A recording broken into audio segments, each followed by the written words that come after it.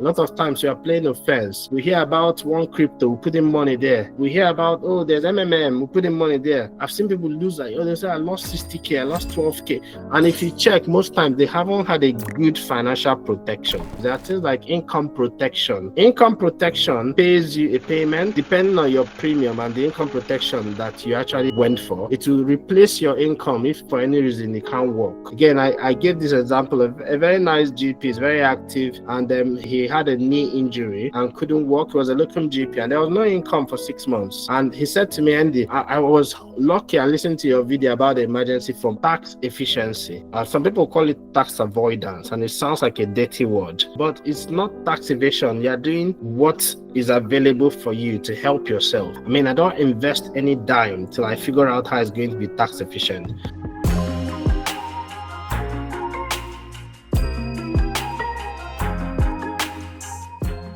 So there are two questions. One is, Bartholomew, what investment advice will you give for a rookie investor in the UK? Right. So Bartholomew, thank you. That was a good question. I think if you're new to the UK, then you'll be interested in the next slide you're going to look at. We're looking at the 7 steps, and some of you have heard me talk about it. I usually suggest don't just jump into investing. First of all, you want to do the 7 steps. Don't jump from step 1 to step 7. And basically, that's what I'm going to address next, okay? Yeah, so the 7 steps. But before I do that, I know some of you have attended a previous masterclass. Can someone share with me in the chat what are those 7 steps? Or if you remember 1 or 2 steps, tell me. If you tell me step 1, step 2, step 3, there's 7 steps I suggest that you do before you start investing. And I think this, if you do it, you have peace of mind. If you're investing, you're not too worried. If the market is crashing, it's an opportunity for you to buy, but it doesn't also affect you mentally. You're able to do things, because half of the battle most times is emotional, is psychological. So I'm going to be looking at the chart to see the 7 steps, okay? I'm expecting someone to just give me all of them now. Okay. Oh, lovely. Joyce says, have an emergency fund. I love that. Emmanuel says, emergency fund. Yep. Annie says, emergency fund. It seems everyone gets that first one. Okay, that one. What are the rest of them? Okay, there are 7 of them. I need more. I'm going to give you time. I mean, when you did the quiz, I hope you guys did the investment readiness assessment. Those 7 steps was one of the things that you were going to see when you did the quiz. But you didn't realize, you thought you were coming to a masterclass. You didn't realize that in the class there was going to be assignments, and okay. Think of investing in different sectors. Eno said be debt free. Emmanuel said be debt free. Clear your debts, pay protection and life insurance. Excellent. Mary says study investment. Excellent.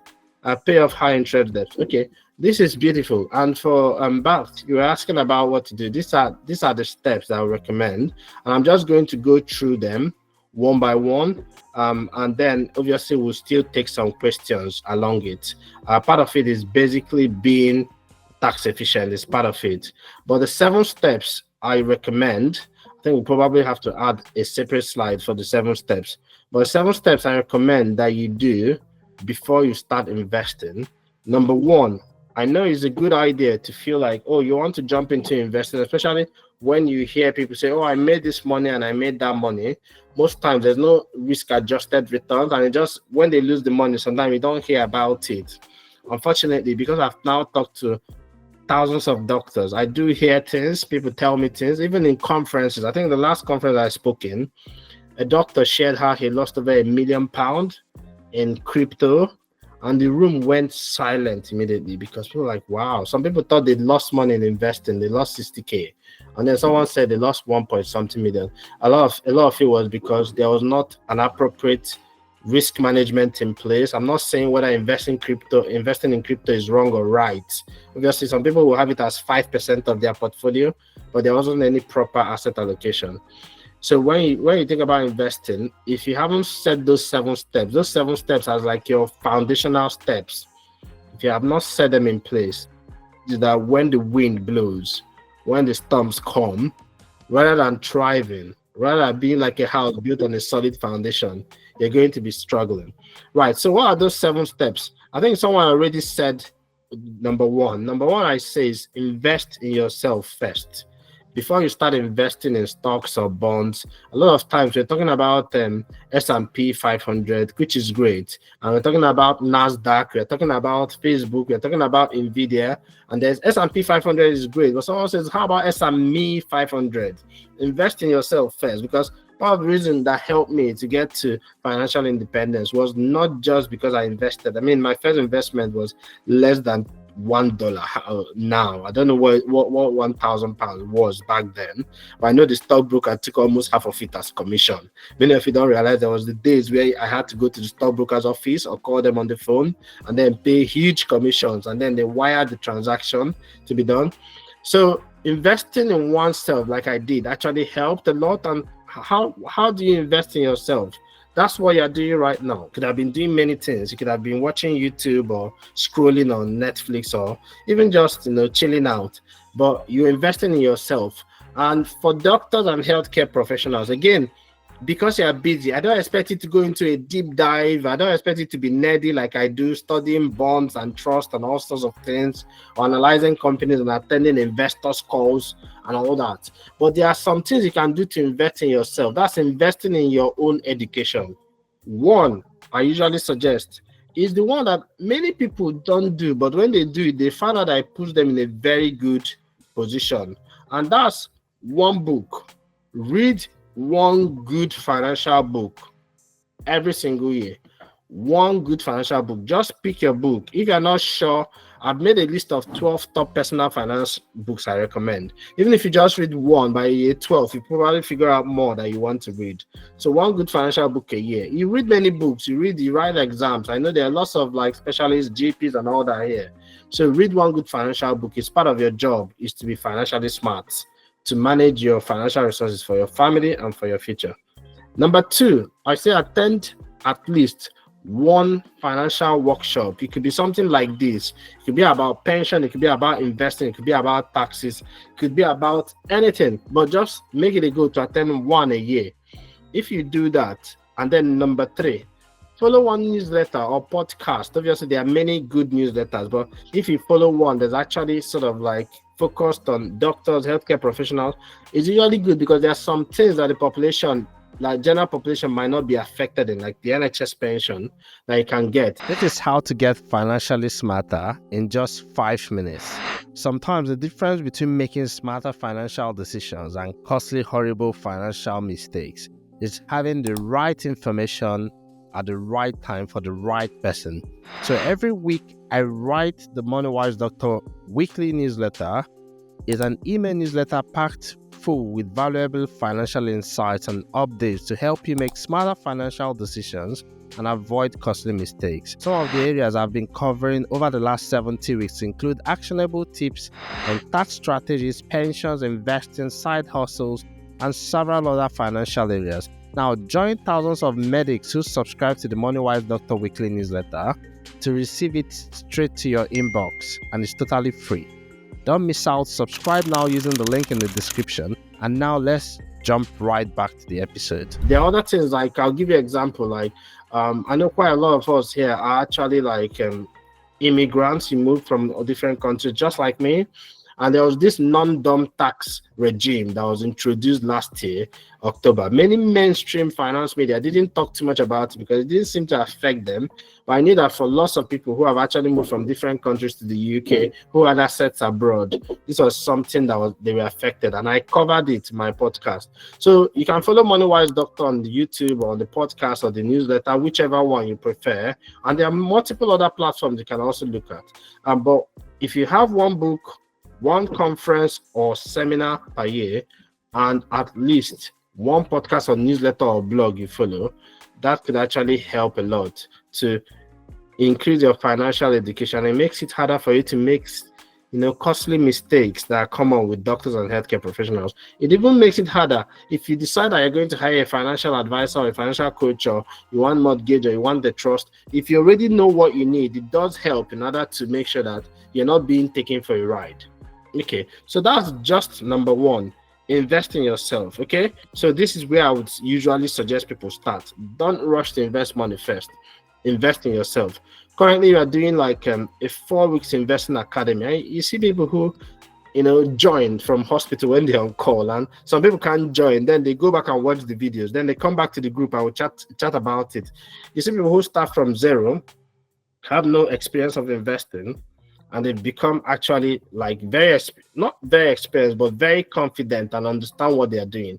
That's a skill, like riding a bike, like driving, that they can use for the rest of their life. They're no longer scared. They're no longer keeping 100K in their account. So invest in yourself first. That's really important. Before I go to number 2, I'm just going to touch something about keeping money in savings. There's nothing wrong with it. It's good to save. But I hope you mentioned PSA, personal savings allowance. If you're a HRT, higher rate taxpayer, if you save money in the bank and the interest exceed that allowance, then you have to pay tax on the interest. Whether you've paid it or not, you know that you're owing HMRC. Now, because now banks now automatically report, that's a new thing, they now report to HMRC when you get that interest. So how to avoid that? If you're saving money, try to put it in a cash ISA. And if you're investing money, you want to invest it through a stock and shares ISA. So there's no tax on it. More on that later. So that's number 1. Now, number 2, 7 steps to do before you start investing. And some of you have already done a lot of this and you're ready to start investing. Great. We have people who join the academy, they're already investing, and there are people who join and they had no experience of investing. But it's very good to understand where you are in the 7 steps so that you can complete it. Number 2 is conduct a personal financial audit. You want to go through your finances. Sit down. This could take you an hour and go through your personal finances. What are areas that you might be leaking money without knowing? Are there things that you need to do? Have you claimed tax relief for your professional expenses? Are you using the right account? Have you go through your credit card statement? You might start seeing that you're paying for things that you don't even use. In fact, I've had a GP partner who said, I can't really find money to invest because I have all these bills. And by the time they went through their account, they were canceling things that they were paying for, they weren't even using. And they found out they were able to actually find £350 extra per month. So conduct a personal financial audit. That's number 2. Number 3 is the popular one. Every one of you have said it. Build an emergency fund. Okay, before I go for an emergency fund, can someone tell me, either come off the mic or tell me in the chat box, an emergency fund, what does that mean? What does that even really mean? 6 months of your monthly spending. Excellent. Jimmy said 6 months of your monthly expenditure. Some people say 3 to 6 months. I think it depends on your personal circumstances as well. Emmanuel said just in case money. I love that. Confidence said 3 to 6 months. Yeah, and it depends on your personal situation. For instance, someone like me, I'm not like an employed doctor or regular anything. I'm sort of like my own boss. So I want 12 months or more or an emergency fund. But if you're working in a job, like you've got NHS pension, you haven't got that much money to put aside in the first place. You've got income protection and all that. You've also got, like, the NHS pension also has sick pay. So you might want to start at 3 months, and that could be what you could do. But for some other person, let's say you're an entrepreneur, you're building a startup, or you're a locum GP and you don't have any NHS pension, then you should be looking at least 6 months. That's why I recommend 3 to 6 months. So that's your emergency fund. I think this is the bedrock. It's really important before you start investing. Have that sorted out. I've had people in the MoneyWise Doctor Mastermind, our 6 months financial coaching program, who are just itching. They see other people investing, moving ahead, and will say, calm down, get it sorted. And once they sort it out, they fly. They're able to fly. So you want to make sure that you put aside 3 to 6 months worth of your living expense. And here's the secret. It's no longer secret because I've said it a few times. Amass the money. Amass it. Don't do it manually. Don't say every month I'm just going to transfer this amount of money. No. That's going to fail. You don't need discipline here. You need a system. If you set up direct debit going from your bank account and it's going into this account, basically it could be your cash ISA or your savings account. I prefer the cash ISA so that there's no tax on it. Because if you generate interest in a regular account and you cross £500 as a regular HRT, higher rate taxpayer, then you've got to pay tax on that interest. Or if you're a basic rate taxpayer, is 1,000 is the limit. And if you are additional rate taxpayer, you have no PSA at all. So that's why I prefer, if you want to save that money, think about saving it in a cash ISA. That's your emergency fund. This is not all the money. This is not where you're going to save all your money. If you got 100K and your monthly expense is 5,000, it's a bit funny to be saving the 100K as an emergency fund.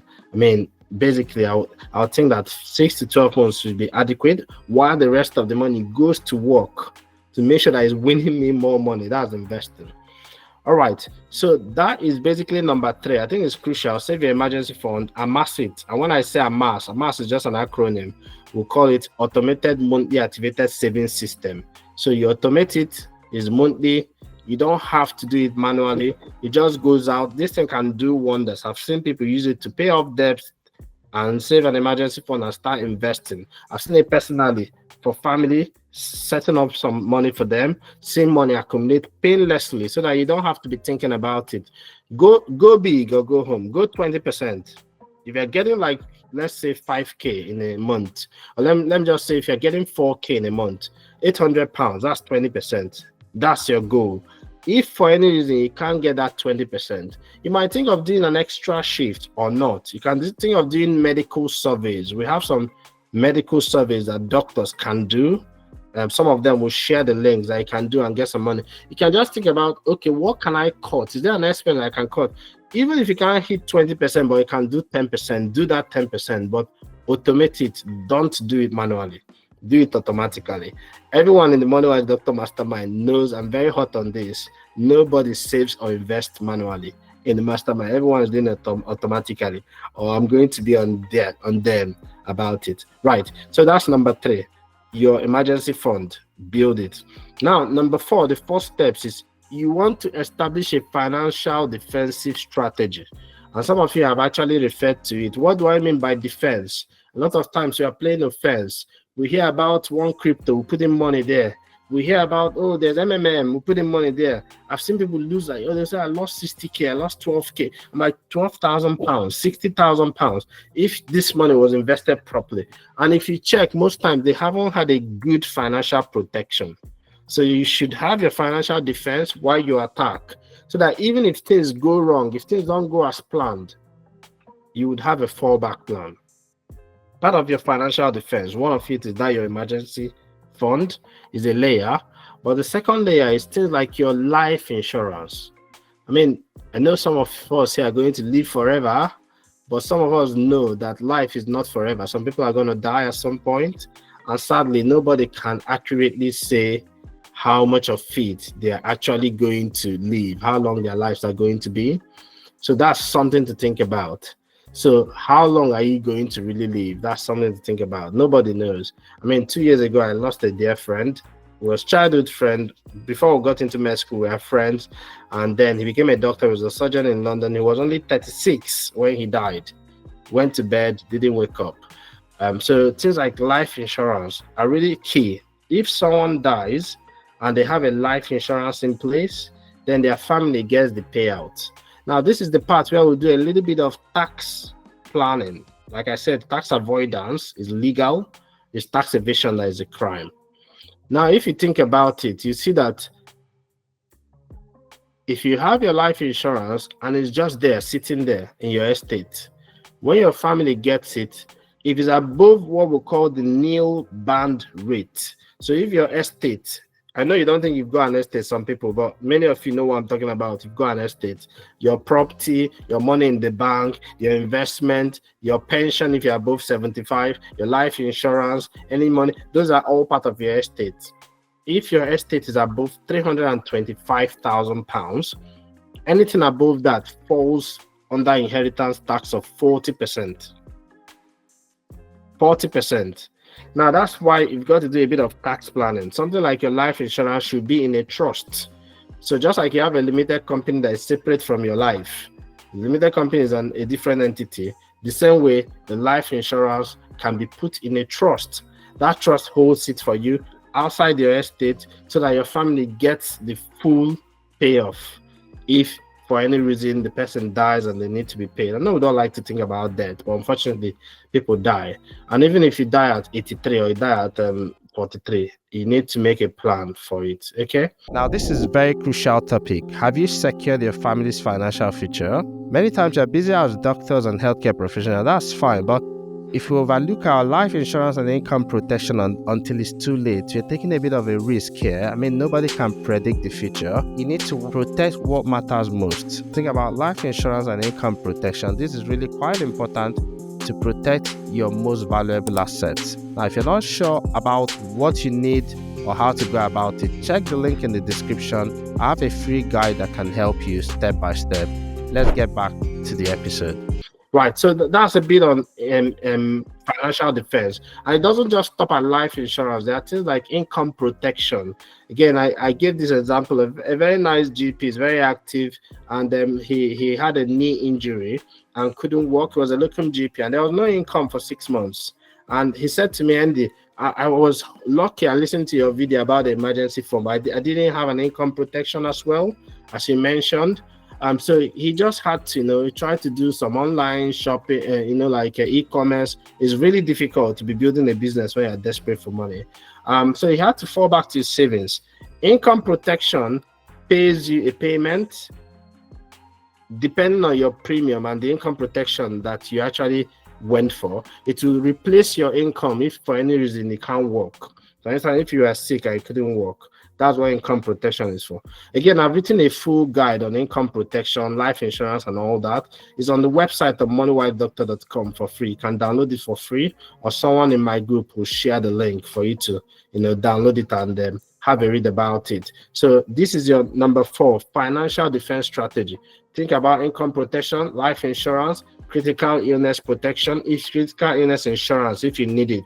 For instance, critical illness is if you have a heart attack or stroke or even cancer, then they pay out a lump sum of money. These are things to really think about. Everyone tells you about car insurance is compulsory, but nobody cares or tells you to insure your most valuable asset, which is your life and your income, basically your livelihood and your life.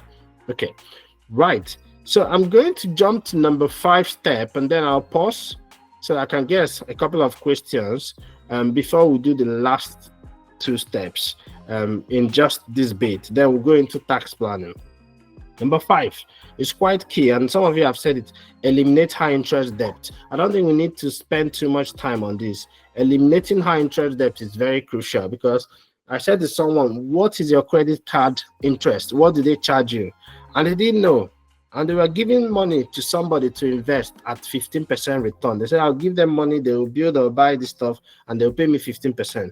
And when they checked, their credit card was charging them 24%, and they weren't paying it off. So if you've got like credit card debt, if you've got like a big loan that is charging like a car loan, and the interest is that high, that is a quick investment that will give you a quick risk-free return. If you're paying 20% or 25% on something, if you pay back, you've gotten 25% before you take any risk. So it's just a bit like you're pouring money into a leaking pocket. If you're putting money inside one pocket and then leaking from the other side. So if you've got high interest debt, you want to go and eliminate it. That's a very key part of the 7 steps to investing. So that when you start investing, you can start investing and you move faster. You move in a sustained way because you've built that base. How do you pay off your debt and still continue to live? I've had people call me during very difficult situation for them. I've had someone who was in almost 200K, and then suddenly locums dried up, and there are a few personal tragedies, and suddenly they were in there for 65K. And then when they booked into the one-on-one session, my financial insight session, one of the strategies they had to develop was this AMASS, set up a direct debit to pay off their debt, because they were at the point of defaulting.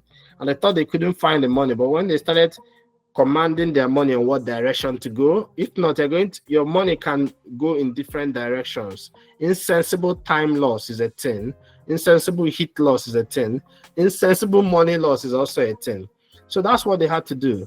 They set up direct debit, 20% goes out into a special account, pay off the debt.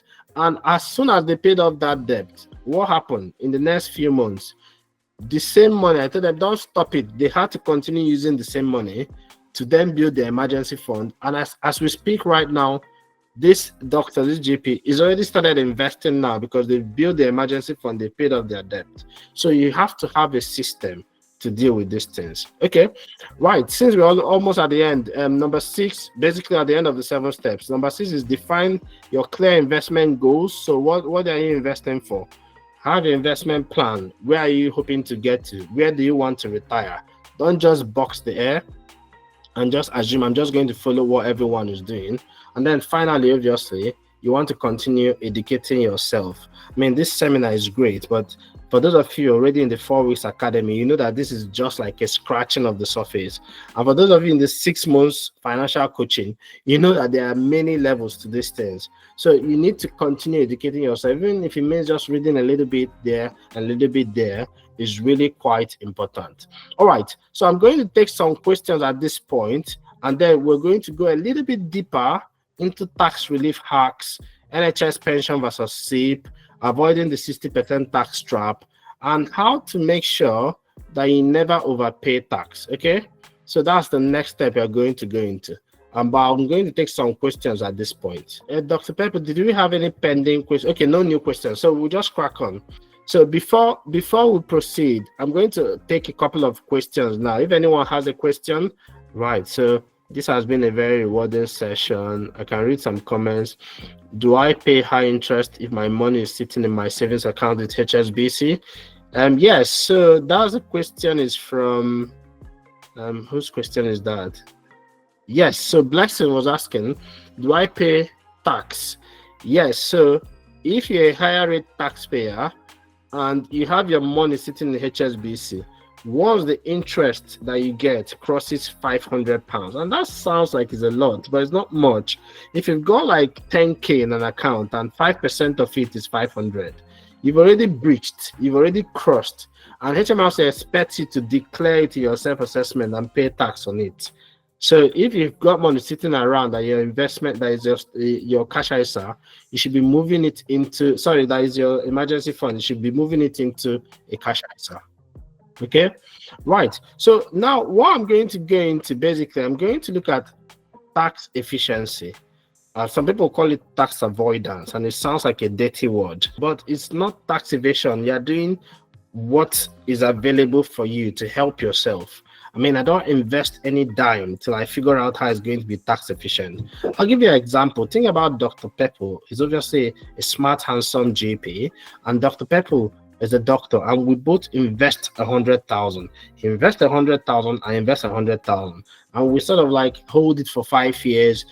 Basically, we did not invest all the 100,000 at a go. Let's say I'm putting 20k in my ISA. Dr. Pepper is putting 20k in his regular investment account. We do it for 5 years. We've got like 100k in investment. Okay, well done. We've done it. Let's say that Dr. Pepper and I happen to invest in exactly the same things. We bought like index funds, or maybe we bought like individual stocks and maybe some bonds, and we end up with let me just give a random example. Let's say our capital gain was 100,000. So Dr. Pepper, because he's made a gain, he's got to hand over some of that gain to the government. It's called capital gains. I'm sure you guys already know this. So he's got to pay 24% of that 100k he's made, which is 24,000, to the government. But if I've actually been tax efficient and I've put my money into what you call tax avoidance, a stock and shares ISA, and invested, and I made the same 100k, I expect someone here to tell me, how much tax am I going to have to pay?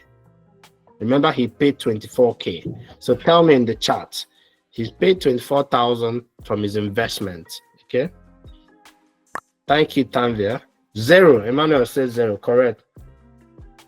So I'm going to have to pay £0. Nothing at all, because I did that tax avoidance. So when politicians say, "Oh, we're going to stop all tax avoidance scheme," we're going to probably not very educated in terms of finances. Tax avoidance, legal.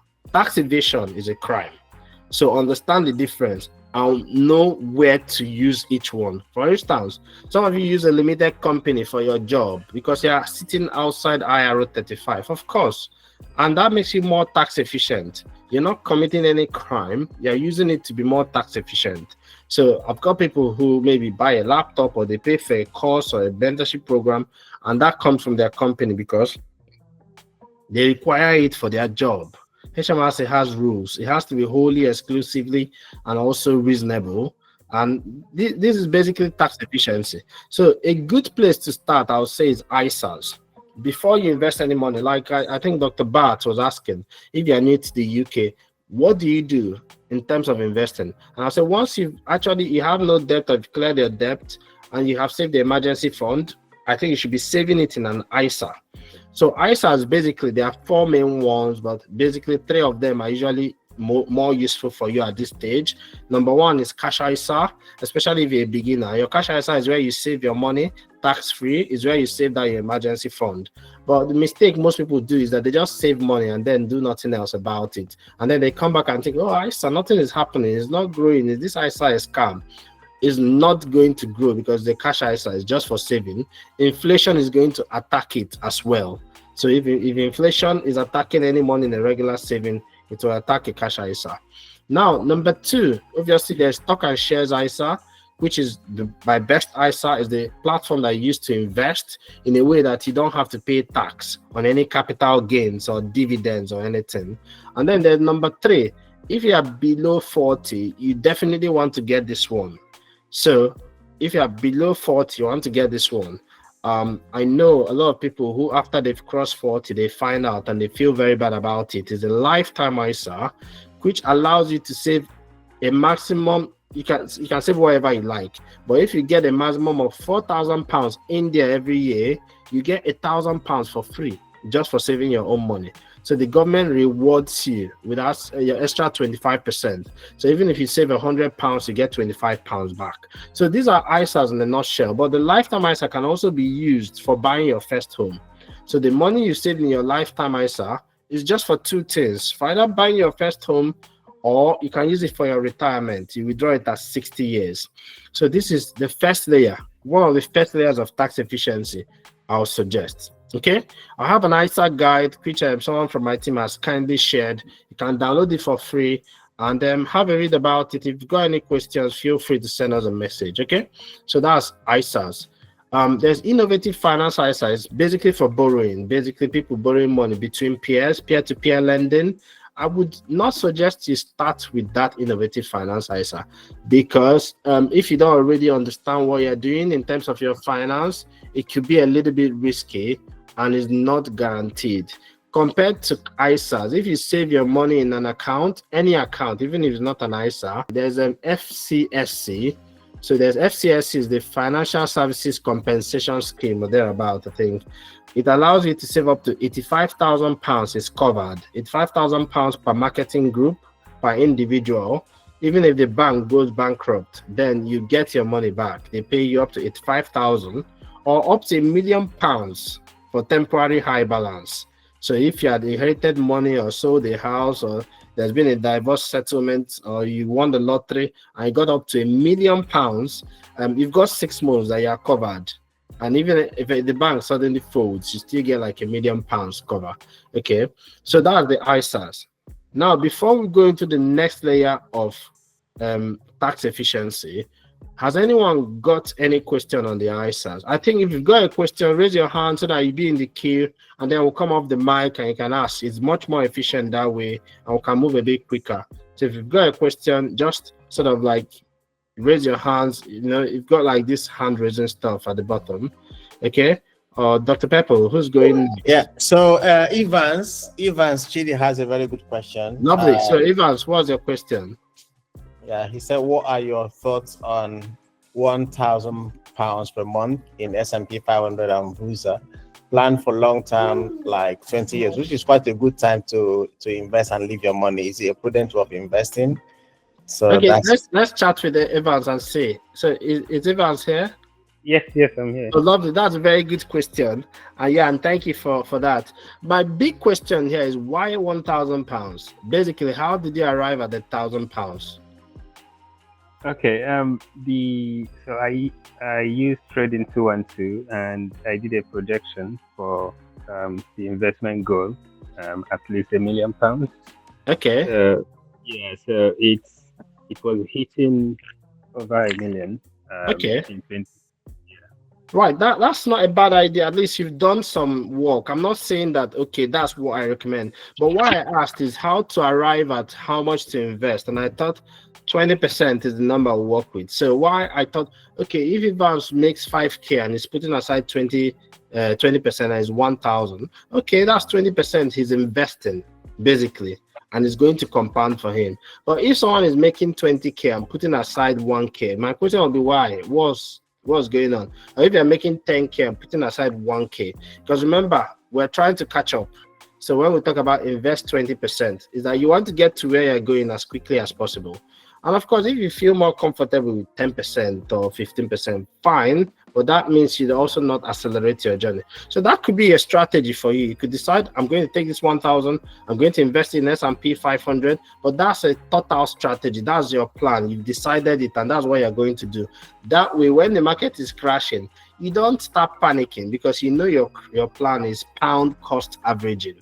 That's what we call it. You're putting the fixed amount into the account every month. So you can even automate it that every month, £1,000 leaves your account, it hits your investment account, whether it's trading 212 or invest engine or any account that doesn't charge you a fee or charges very little fee, and you can instruct it into the account to automate the investment.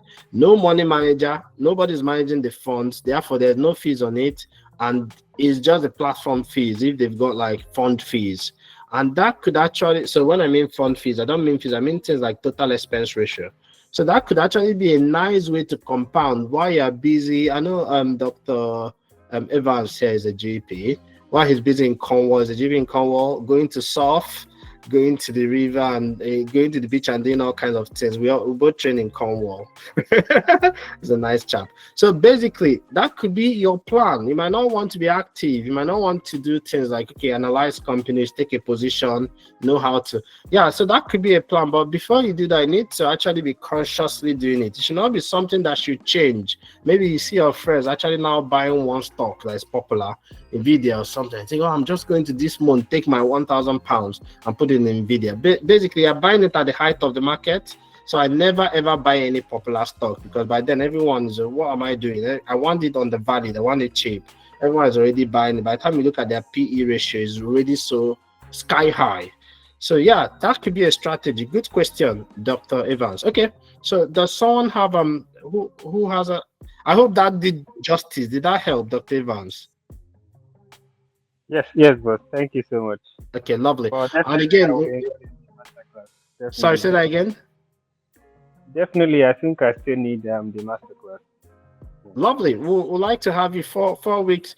You just know exactly what you're doing. You get like that hands-on and feedback. Okay. Yeah. Okay. So send me a message. Now, number 2 thing I want to mention, I know I mentioned it already, is that money, if you want to get the most out of it, imagine when you get to £1 million, Dr. Evans, and then you have to cash it out, and then the government is saying, give me 24% of that, or maybe by then it will be 25 or 30%, who knows. And you then have to pay like 250,000 out of the million. Well, the whole million might not be your capital gain. Maybe your capital gain at that point might be 500K, and you have to pay 125K. Oof, that's painful. If you follow my newsletter last year in October, I sent out a newsletter to thousands of doctors, and the title was "Why I'm Selling All My Shares." Now, I didn't sell all my shares, but I sold all my shares that were outside of NISA, because I saw that the Labour government, I thought they were going to increase the capital gains tax.